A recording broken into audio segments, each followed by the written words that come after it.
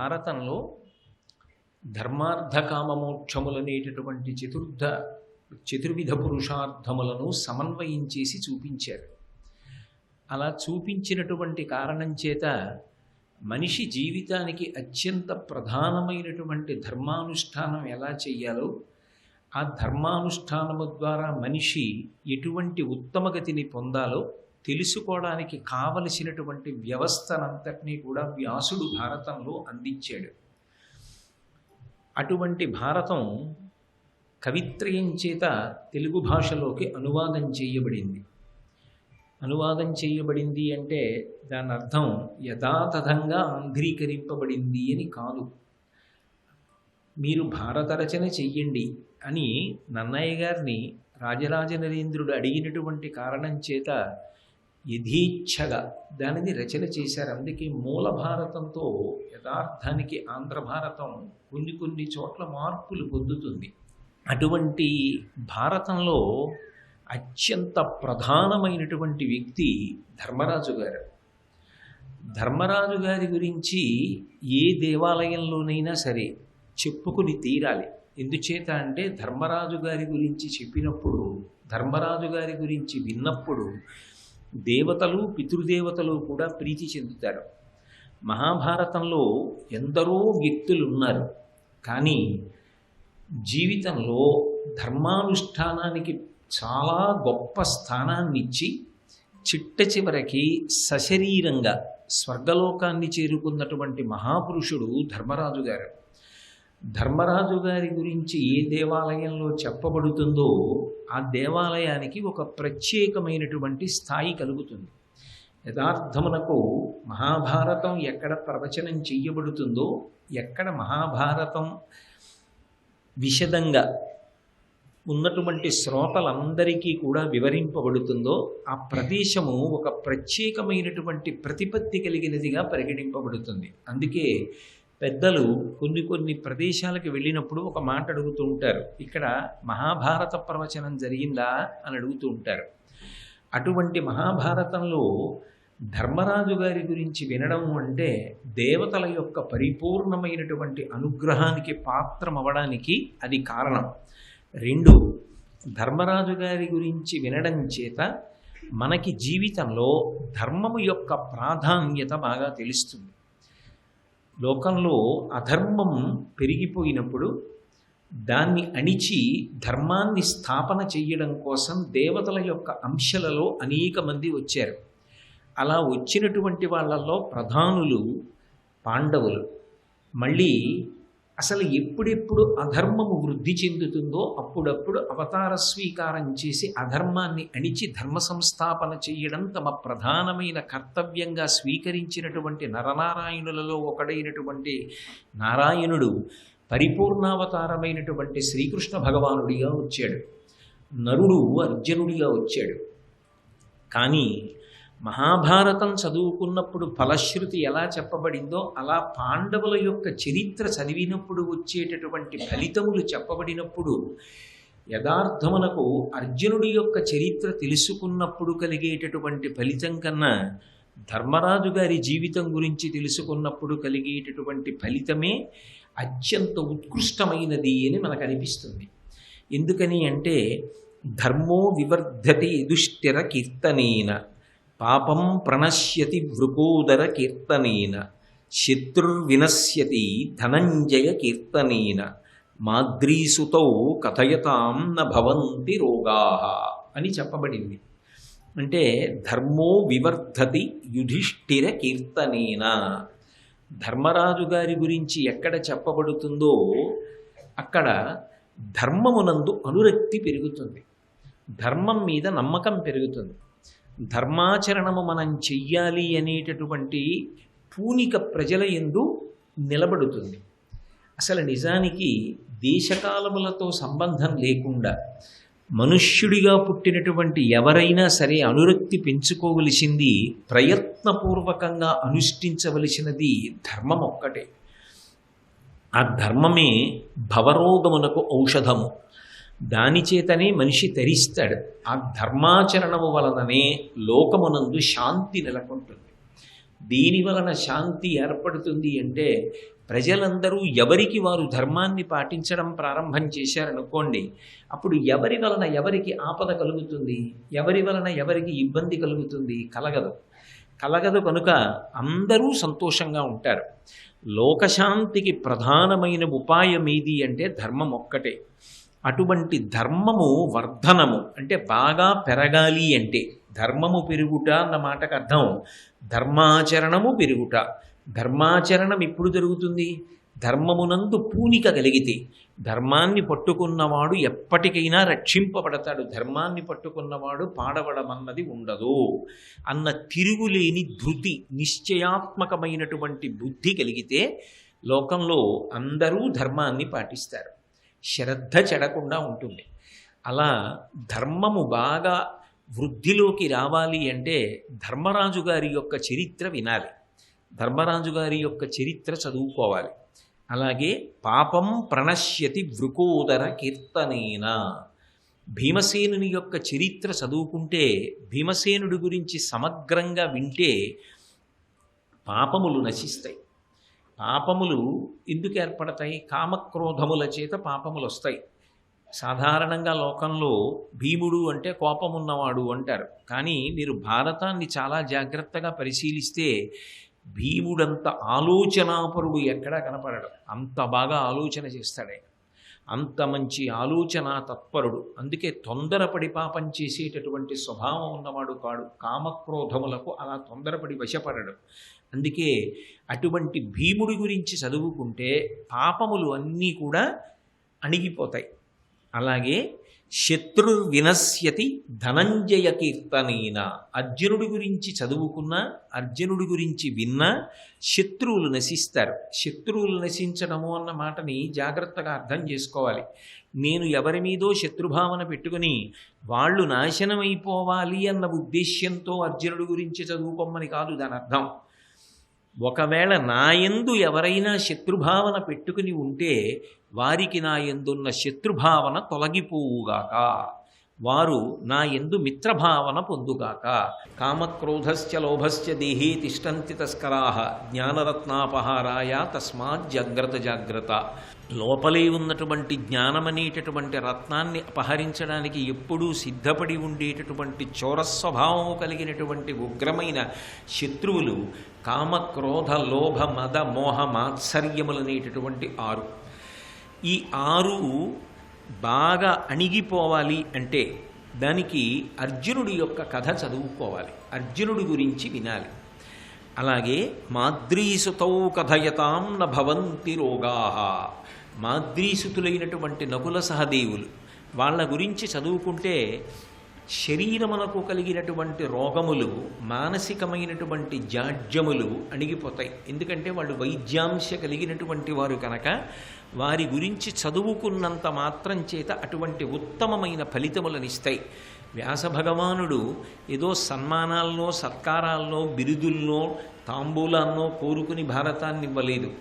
దేశకాలాలతో సంబంధం లేకుండా జనావళికి అందరికీ కూడా ఈ ప్రయోజనములు అందాలి. అందరూ పుణ్యమార్గంలో నడవాలి, అందరూ ధర్మానుష్ఠానం చెయ్యాలి, ప్రజల మధ్య శత్రుభావనలు నశించిపోవాలి, అందరూ ఆరోగ్యంతో ఉండాలి, అందరూ మానసికంగా మంచి పూనికను, ఉత్సాహాన్ని పొందినటువంటి వారై ఉండాలి. మానసికమైనటువంటి పిరికితనము ఈ జాతికి ఉండకుండుగాక.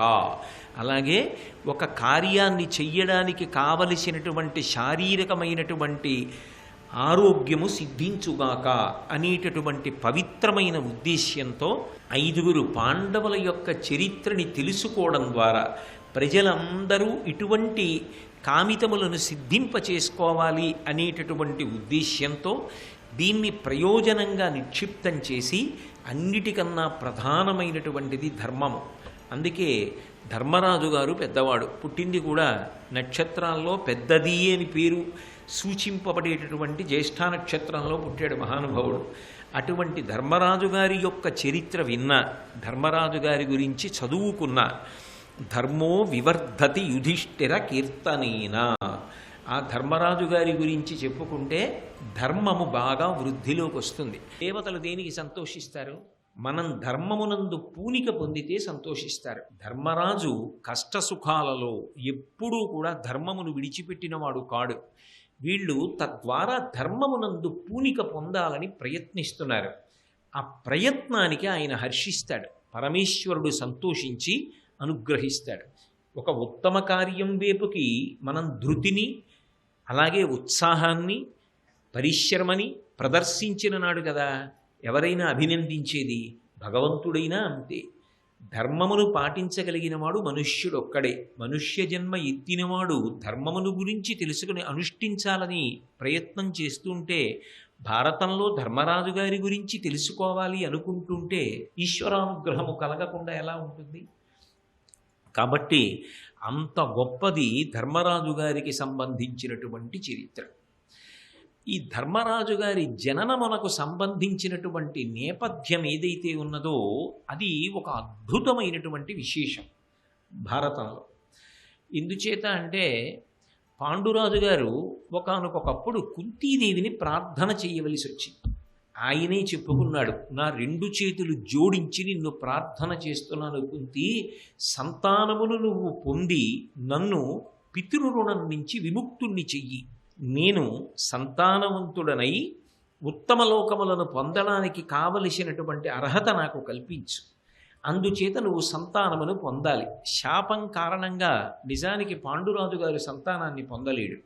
కానీ ఆ రోజులలో ఉన్నటువంటి ధర్మాన్ని దృష్టిలో పెట్టుకొని నియోగ పద్ధతిని నువ్వు సంతానమును పొందవచ్చు అన్నప్పుడు కుంతీదేవి ఒకానొకప్పుడు తాను దుర్వాసో మహర్షికి చేసినటువంటి సేవ, కుంతిభోజిని ఇంట్లో తాను ఉండడం, దుర్వాసో మహర్షి అతిథిగా రావడం, ఆమె పరిచర్య చెయ్యడం, ఆ మహర్షి సంతోషించి ఆమెకు వరమివ్వడం, ఆ వరం కారణంగా దేవతల యొక్క అనుగ్రహ విశేషంతో నేను సంతానమును పొందగలను అని కుంతీదేవి పాండురాజు గారితో చెప్పింది.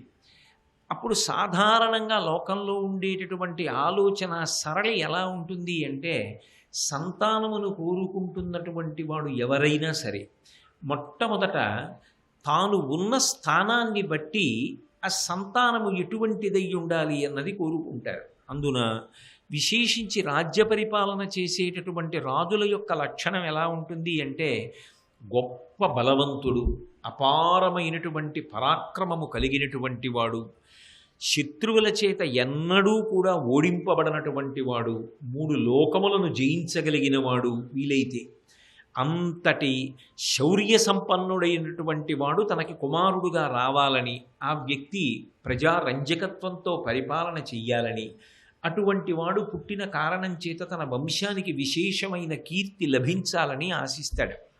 కానీ పాండురాజు గారు కుంతీదేవిని ఉద్దేశించి ఒక మాట అన్నాడు.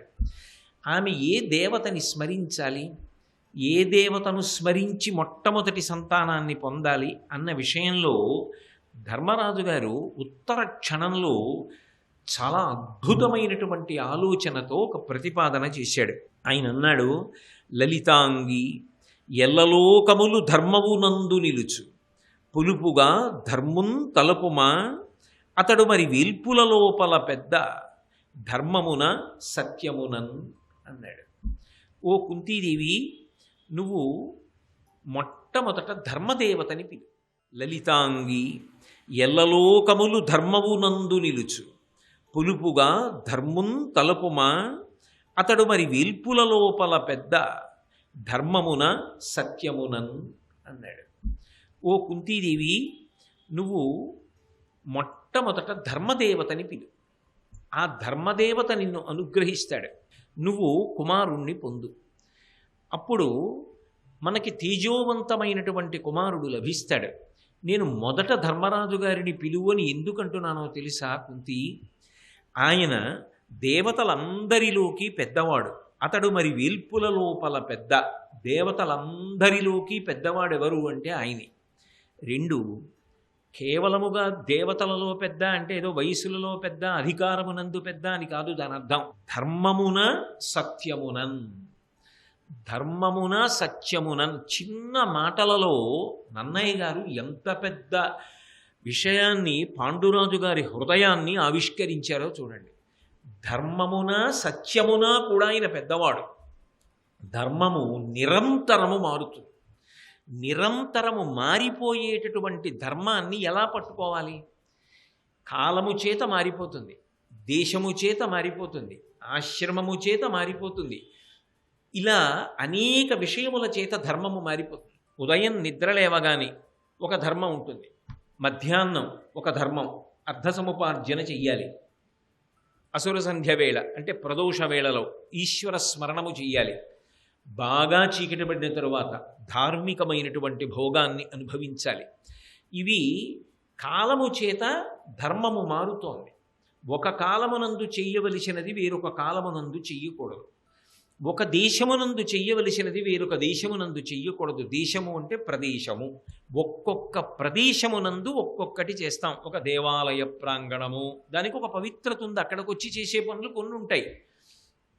ఏదో వస్తు సముదాయమును కొనుక్కునేటటువంటి ప్రదేశము, అక్కడ ఉండేటటువంటి నియమాలు అక్కడ ఉంటాయి.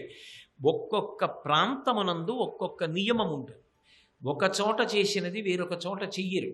అందుకని ధర్మము దానిని బట్టి మారిపోతూ ఉంటుంది. ఒకడు ఇంట్లో ఉంటే చేసే అనుష్ఠానం ఒకలా ఉంటుంది, వేరొక ప్రాంతానికి వెడితే చేసేటటువంటి అనుష్ఠానము ఒకలా ఉంటుంది. బాగా దక్షిణ దేశంలోకి వచ్చి చూస్తే ఇక్కడ ఉండేటటువంటి వస్త్రధారణ సంప్రదాయము ఒకలా ఉంటుంది. ఉత్తర భారతదేశానికి వెళ్ళి చూస్తే అక్కడ ఉండేటటువంటి సంప్రదాయము వేరుగా ఉంటుంది. వాళ్ళు పంచె కట్టుకుని లాల్చీ వేసుకుని పైన గట్టి ఉన్ని బట్టలు కట్టుకుని దేవాలయంలో అర్చకత్వం చేస్తారు. అక్కడ ఉండే చలి ఎటువంటిది? తీవ్రమైన చలి. ఇక్కడ కేవలం ఉత్తరీయం వేసుకుని పూజ నిర్వహించమంటే ఎలా సాధ్యపడుతుంది? మారిపోతుంది. దేశాన్ని బట్టి, కాలాన్ని బట్టి మారుతుంది, ఆశ్రమాన్ని బట్టి మారుతుంది. బ్రహ్మచారి ధర్మం వేరు, గృహస్థు ధర్మం వేరు, వానప్రస్థు ధర్మం వేరు, 4వ ఆశ్రమం యొక్క ధర్మం వేరు. ఎవరి ధర్మం వారిది. ఒక ఆశ్రమంలో ఉన్నవారి ధర్మం వేరొక ఆశ్రమంలో వారికి అనుష్ఠానయోగ్యము కాదు. ధర్మము అన్ని వేళలా ఒక్కలా ఉంటుంది అని చెప్పడం సాధ్యం కాదు. నిరంతరము మారుతుంది. ఒక్కొక్క చోట ఒక్కొక్క ధర్మం. తల్లి ముందు నిలబడినప్పుడు కొడుకు ధర్మం, భార్య ముందు నిలబడినప్పుడు భర్త ధర్మం, దేశమునందు సమాజంలో పౌరధర్మం, కార్యాలయానికి వెడితే ఉద్యోగి ధర్మం, దేవాలయానికి వస్తే భక్తుడి ధర్మం. ఎక్కడ నువ్వు ఉన్నావన్న దాన్ని బట్టి ధర్మము మారిపోతుంది. ఎక్కడ ఎలా ఉండాలి అన్న ధర్మం తెలుసుకోవడానికి ప్రాతిపదిక ఏది అంటే వేదము. ఆ వేదము ప్రమాణముగా ధర్మాన్ని తెలుసుకుని అనుష్ఠానం చేస్తే మారిపోతున్న ధర్మాన్ని ఎప్పుడు ఏది పట్టుకోవాలో దాన్ని పట్టుకుని అనుష్ఠానము చేస్తే చిట్ట చివరకు ఏమైపోతాడు? ఇక కదలనిది ఏది ఉంటుందో అది సత్యం, అదే భగవంతుడు. సత్యం శివం సుందరం. కదలనటువంటి భగవంతుని యొక్క రూపమునందు ఐక్యమై లేదా జీవబ్రహ్మైక్య సిద్ధి చేత ఇక తాను బ్రహ్మము జీవుడు అని రెండు కాకుండా తాను బ్రహ్మము అన్న ఎరుకను పొంది ఎప్పుడో చనిపోయిన తరువాత వచ్చే మోక్షం కాదు, ఇక్కడే జ్ఞానము చేత మోక్షమును పొంది ఉంటాడు. శరీరము పడిపోయిన తర్వాత విదేహమోక్షము అంటారు. కాబట్టి కదులుతున్నటువంటి ధర్మం, మారిపోతున్న ధర్మాన్ని పట్టుకుంటే మారనటువంటి స్థితి, కదలనటువంటి స్థితి భగవంతుని యొక్క స్థితి అయినటువంటి సత్యముగా మారిపోతున్నాడు. ఇది లోకమునందు సిద్ధాంతం. అటువంటి ధర్మమునందు కాని సత్యమునందు కాని పెద్దవాడెవరు? ఇది పాండురాజు గారు వేసిన ప్రశ్న. అది కుంతీదేవిని అడగట్లేదు, ఆయన ప్రతిపాదన చేస్తున్నాడు. ఈ ధర్మమునందు కాని ఈ సత్యమునందు కాని మొహమాటం లేకుండా పాటించేవాడెవరు? శాస్త్ర ప్రమాణాన్ని పట్టుకుని. అంటే ఆయనకి ఇలా పట్టుకుంటే ఏమైనా అవుతుందా అన్న ఆలోచన ఏమి ఉండదు, అలాగే పట్టుకుంటాడు. అది ధర్మమునందు సత్యమునందు పెద్దవాడు యమధర్మరాజు గారు. కాబట్టి ఆ ధర్మరాజు గారిని పట్టుకో, ఆయనని అనుష్ఠించు, ఆయన యొక్క అనుగ్రహాన్ని పొందు. ఆయన యొక్క అనుగ్రహము చేత మనము పొందేటటువంటి సంతానము ఏది ఉంటుందో అది ఆయనను పోలుతుంది. ఆయన లక్షణములు ఉంటాయి. అంటే సత్యధర్మముల యందు అంతపూనికున్నవాడు అవుతాడు. కాబట్టి నాకు పెద్ద కొడుకు అటువంటి వాడు కావాలి. ఏమి పాండురాజండి మహానుభావుడు. అయితే ఒక వ్యక్తి కాకతాళీయంగా ఈ మాట మాట్లాడగలడా? సాధ్యం కాదు. ఎందుకని అంటే సత్యధర్మముల యందు ఆ పూనిక ఉన్నవాడై ఉండాలి. 2 చాలా గొప్ప భవిష్యత్ దర్శనము చేయగలిగిన వాడై ఉండాలి. ఈ 2 ఉన్నవాడు తప్ప ఆ మాట అనడు. వేరొకడైతే ఏం ఆలోచన చేస్తాడంటే, మా అన్నగారు ఉన్నాడు కదా ధృతరాష్ట్ర మహారాజు, ఆయన సంతానాన్ని పొందుతాడు కదా, నేను సంతానాన్ని పొందుతాను కదా, మా ఇద్దరి మధ్య ఉన్నటువంటి అనుబంధాలు ప్రేమలు రేపు జ్ఞాతుల మధ్య ఉండాలని లేదు కదా, బాగా పౌరుష పరాక్రమములు ఉన్నవాడైతే అవసరమైతే ఎంతటి వాడినైనా మట్టు పెట్టి సింహాసనాన్ని నిలబెట్టుకుంటాడు. ఎందుకంటే పాండురాజు గారు రాజరికంలో ఉన్నాడు. నిజానికి పాండురాజుకి రాజార్హత లేదు. పెద్దవాడు ధృతరాష్ట్రుడు ఉన్నాడు. ధృతరాష్ట్రుడిది రాజ్యం. కానీ ఆయన పుట్టుకతో అంధుడు. ఆనాడు ఉన్నటువంటి ధర్మశాస్త్ర నియమం ప్రకారం పుట్టుకతో అంధుడైన వాడు కనుక ధృతరాష్ట్రుడికి రాజ్యాధికారం ఇవ్వకుండా పాండురాజుకి పట్టాభిషేకం చేశారు. కాబట్టి ఇప్పుడు పాండురాజు రాజరికంలో ఉన్నాడు. అది కొనసాగాలి అంటే తన కడుపున కొడుకు పుట్టాలి. కాబట్టి పాండురాజు గారు అక్కడ వరకే ఆలోచన చెయ్యగలిగితే నిజానికి ఆయన ఏం కోరు ఉండాలి? మహాబలపరాక్రమము కలిగినటువంటి కుమారుడు నాకు కలగాలి అని కోరాలి. కానీ పాండురాజు గారు అలా కోరలేదు. సత్యమునందు ధర్మమునందు పెద్దవాడైనటువంటి యమధర్మరాజు గారి యొక్క అనుగ్రహ విశేషంగా అటువంటి లక్షణములను సంతరించుకోగలిగినటువంటి వైభవమున్న కుమారుడు పొందేటట్టుగా చూడు అన్నాడు. ఏమిటా మాట అంటే, ఈ మాట అనగలిగాడు అంటే పాండురాజు గారి వ్యక్తిత్వము తొణికిసలాడుతుంది. అసలు దాన్ని స్పృశించకుండా ధర్మరాజు గారి యొక్క జననమును చెప్పడం సాధ్యం కాదు. పాండురాజు అపేక్షించకుండా కోరుకోకుండా రాజార్హత పొందడానికి అవకాశము లేనివాడు, రాజు కావడానికి అవకాశము లేనివాడు రాజయ్యాడు.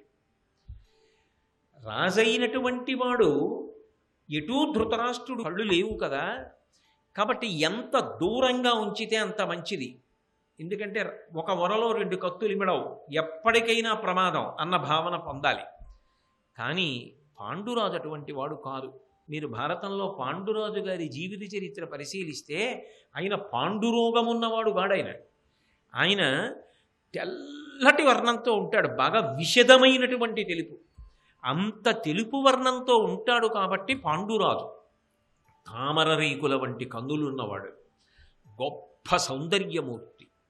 ఎంతటి అందగాడు అంటే ఒక్కటే ఉదాహరణ. ఆ రోజులలో కుంతీదేవి అంటే సామాన్యమైనటువంటి స్త్రీ కాదు, వ్యాస భగవానుడంతటి వాడి చేత పొగడబడిన తల్లి. అటువంటి కుంతీదేవి యొక్క స్వయంవరంలో పాండురాజు గారిని చూడగానే ఆమె ఈయనే నాకు భర్త కావాలి అని సంకల్పించి వచ్చి ఆయన మెడలో వరమాల వేసింది అంటే ఆయన ఎంతటి సౌందర్యమూర్తియో అర్థమవుతుంది. అంతటి సౌందర్యమూర్తి, అంతటి పరాక్రమోపేతుడు.